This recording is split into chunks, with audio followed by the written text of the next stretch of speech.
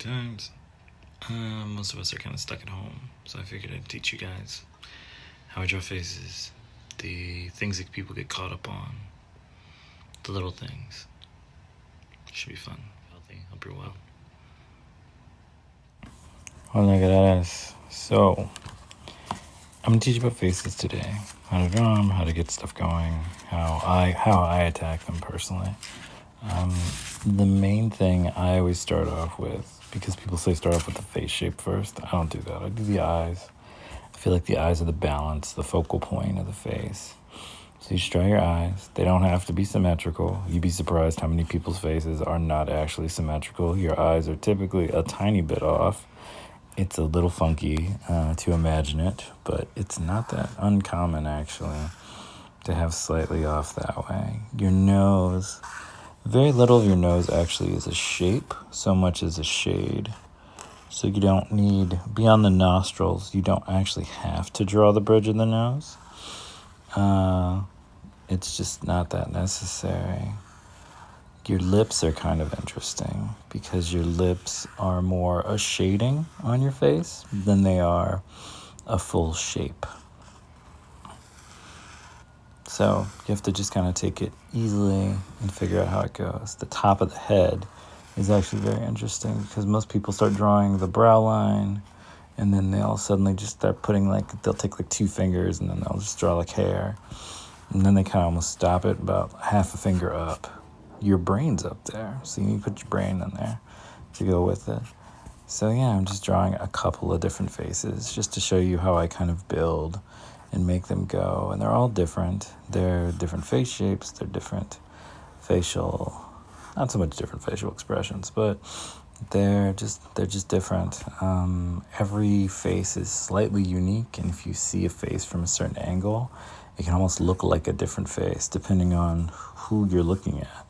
I can think of many times where I've gone on these kind of adventures out into the world and I've run across people I didn't realize I knew because I saw them from either a distance or from an odd angle, from above, from below, from the side. Maybe not below, but from the sides. And they looked slightly different at the time. So it was just one of those things you kind of have to keep a mindful eye on. It's just kind of, you have to figure out what you're trying to, I always say you kind of have to visualize what you want to do and then work backwards. And a lot of times that's kind of what I do even with faces. This is the start of the faces. There's so much that goes into them that's just kind of deep and drawing and moving forward. And you just have to kind of just let that happen. And you'll find the style in which you feel comfortable with. It just takes time.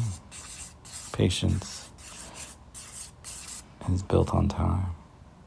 I swear to you, the more you work on this, the more it'll make sense. You just have to give it the comfortableness that you want to have inside to just kind of build and make and grow and do these things in the manner in which you finally feel comfortable.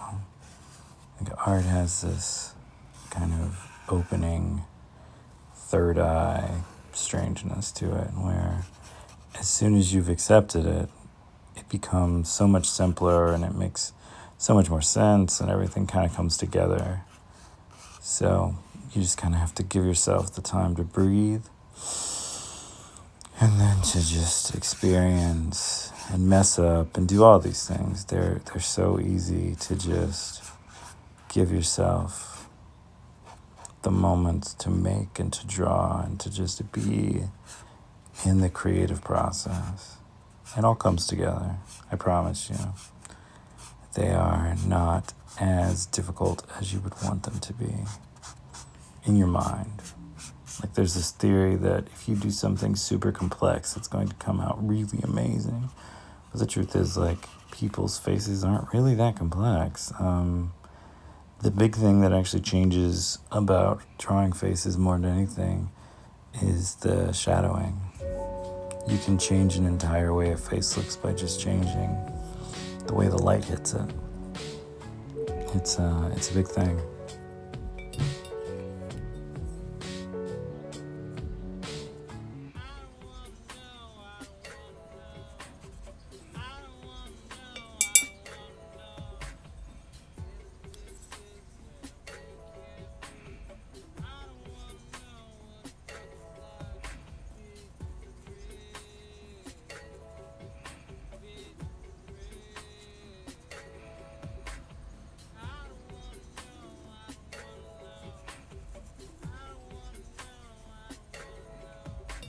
If you like this video, like, subscribe, and comment.